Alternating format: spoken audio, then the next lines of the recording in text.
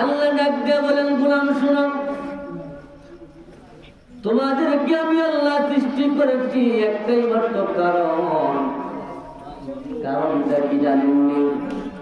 আমরা দুনিয়ার মধ্যে যা কিছু করি, আমরা জানি সব কিছুর মধ্যে একটা না একটা উদ্দেশ্য আছে।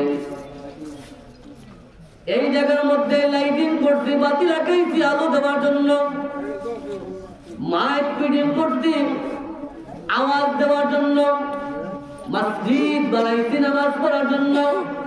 এখন যদি মাইক আনলাম, যদি চাউন না দেয়, মাইকটা রাখবেন না, পালাইয়া দিবেন, রাখবেন না, পালাইয়া দিবেন। বাতি লাগাইবেন, বাতি যদি আলো না দেয়, লাগবেন না, পালাইয়া দিবেন, পালাইয়া দিবেন। ঠিক আছে। আল্লাহ পাক ডাকতে বলেন, গোলামের দল, তোমাদেরকে আমি আল্লাহ সৃষ্টি করেছি একটা উদ্দেশ্য আছে।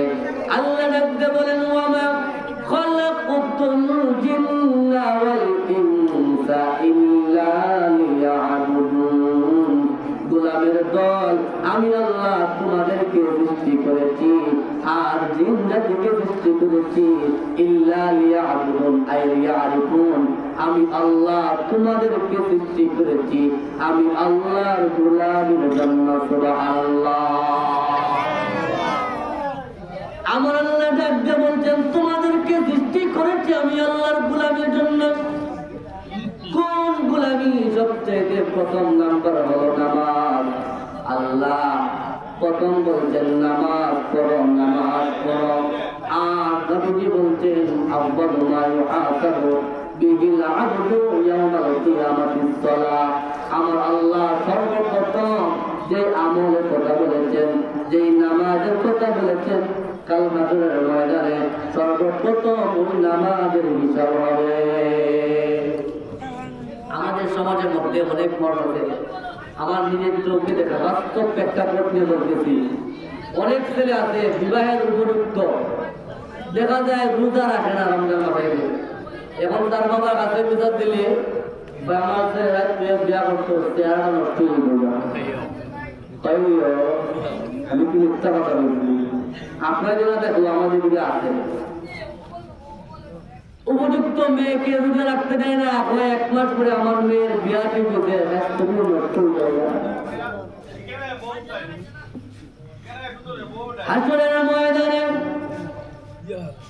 প্রত্যেকের হিসাব, যার্রা যার্রা পরিমাণ হিসাব আপনি আল্লাহর দরবারে দিতে হবে। আল্লাহ রাজ্যে বলতেছেন, ইয়াউমা ইয়াফিরুল মারউ মিন আখিহি ওয়া উম্মিহি ওয়া আবিহি ওয়া সাহিবাতিহি ওয়া বানিহি। হাসরের ময়দান এমন ভয়ঙ্কর হবে বাবা, ওই দিন সন্তান বাবাকে অস্বীকার করবে, বাবা সন্তানকে অস্বীকার করবে, কেউ কাউকে চিনবে না। অর্থাৎ ওই দিন সবাই নফসি নফসি বলবে, কেউ কারো দিকে তাকাইবার সময় থাকবে না, সুযোগ থাকবে না। ওই দিন আপনাকে প্রশ্ন করা হবে, তুমি কেন নামাজ পড়ো নাই? তোমাকে নামাজের জন্য সৃষ্টি করা হয়েছে, তুমি কেন নামাজ পড়ো নাই? যদি একটা অক্ষর নামাজ পড়া হয় 2,88,00,000 বছর জাহান্নামে জ্বলতে হবে। আর ওই দিন 1 অক্ষর নামাজ যদি কাজা হয়, আল্লাহর আদালতের মধ্যে ধরা খাইবেন কি খাইবেন না? খাইবেন নি? ওই দিন কি টাকা চলবো নি? বেঁচে খাই যে আল্লাহ দিন দাঁড়াইব, বুঝ চলব, কথা হ্যাঁ। ওই দিন আপনাকে আমাকে জবাব দিতে হবে আল্লাহর কাঠ করা দাঁড়াইয়া। নিজের আমল নিয়ে নফসি নফসি ভাববেন। ওই সময় আপনার সন্তান 3টা ছেলে ছিল, 2টা মেয়ে ছিল। আপনি ইচ্ছা কইরা তাকে বেনামাজি বানাইছেন, বেরোজগার বানাইছেন। ওই সন্তান আসরের ময়দানে যখন আল্লাহ পাক যখন প্রশ্ন করবেন, তুমি কেন নামাজ পড়ো নাই? তুমি কেন রোজা রাখো নাই? তুমি কেন আল্লাহর বিধান মানো নাই? ওই দিন সন্তান ডাকতে বলবে, রব্বানা ইন্না আতা'না সাদাতানা ওয়া কুবারা'না ফাআদাল্লুনা সাবিলা। আল্লাহ, আমি বেনামাজি হই নাই, আমার মা বাবা আমাকে বেনামাজি বানাইছে। আল্লাহ, আমি বেরোজগার হই নাই, আমার মা আমার বাবা আমাকে